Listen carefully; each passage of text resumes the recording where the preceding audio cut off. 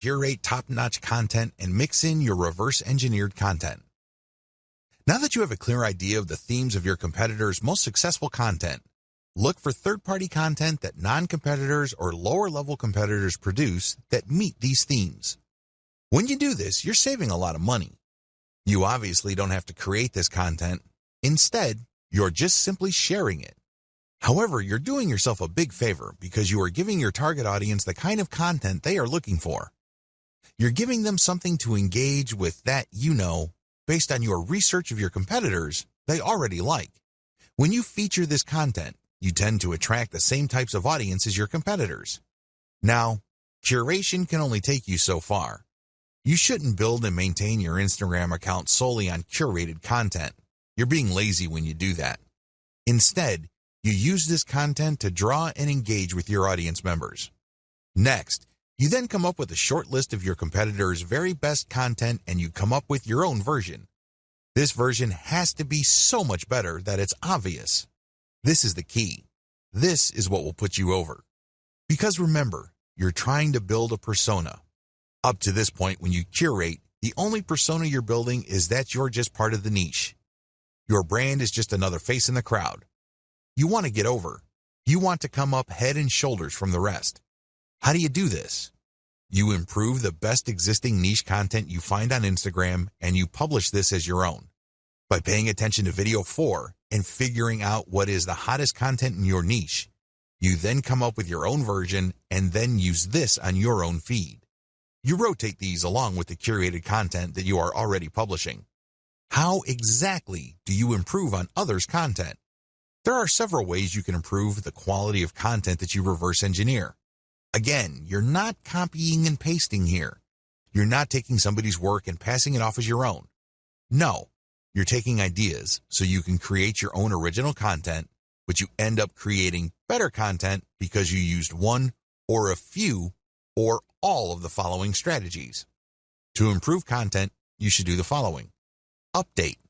Offer an updated version of the content. If the hottest pictures your competitors are showing are grainy and obviously old, come up with an updated picture. You'd be surprised as to how viral your content can be. How come? Well, you are publishing something that is obviously up to date. Higher production quality. When you're publishing content, make sure that the quality values of the content are high. This means high resolution, crisp imagery, the colors are top-notch. Also, the composition has to be really good. You have to produce content that is so obviously superior to your competitors that your brand stands out. That is the standard you should aim for. Include more details.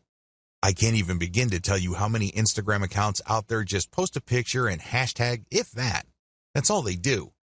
I'm telling you, big, small, or medium-sized brands on Instagram that do this are leaving a lot of money on the table.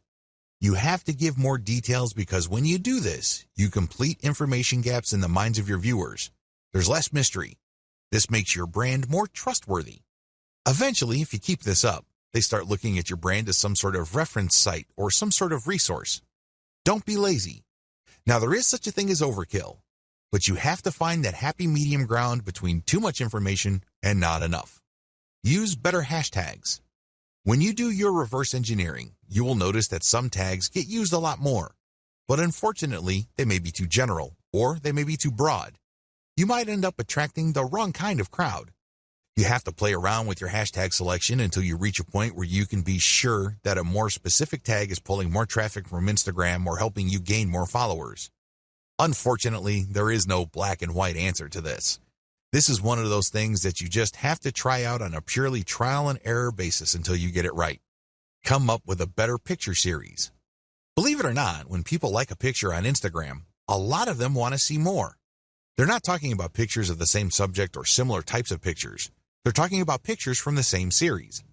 It's not unusual for people to see a picture of a beautiful vacation location, and somebody just posted 2 pictures. People who see that vacation destination would love to see its surrounding areas. They would love to see what it looks like at night, low tide, high tide, you name it. The more angles your pictures present, the more engaged your community can become. Use a better influencer distribution network.